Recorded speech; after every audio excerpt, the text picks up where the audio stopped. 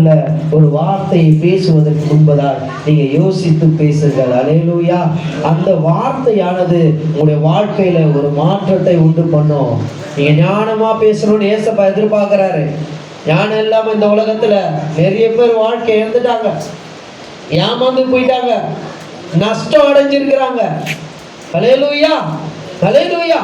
அப்படி பார்க்கும்போது நிறைய பேர் இருக்கிறாங்க. ஆனால் இன்றைக்கு இந்த வேதத்துல ஒரு ஞானமாய் நடந்த ஒருவரை நாம் பார்க்க போகிறோம். அல்லேலூயா, அல்லேலூயா. உங்களை எல்லாரும் நீங்க சொல்லக்கூடிய ஞானனுடைய யார சொல்லுவீங்க? அல்லேலூயா, சாலமோன். ஆமென். அவரை காட்டிலும் இன்னொருத்தர் இருக்கிறார். அல்லேலூயா, யோசேப்பு. ஆமென். அல்லேலூயா. நாம் எடுத்து வாசிப்போம். ஆதியாகமம் 41 அதிகாரம் 39 வசனம்.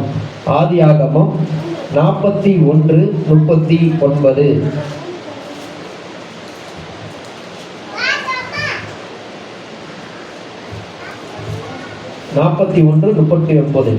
ஆதியாகமம். பின்பு பார்வோன் யோசேப்பை நோக்கி தேவன் இவைகள் எல்லாவற்றையும் உனக்கு வெளிப்படுத்தி இருக்கிறபடியால் உன்னை போல விவேகமும் ஞானம் உள்ளவன் வேறொருவரும் இல்லை. அல்லேலூயா, அல்லேலூயா.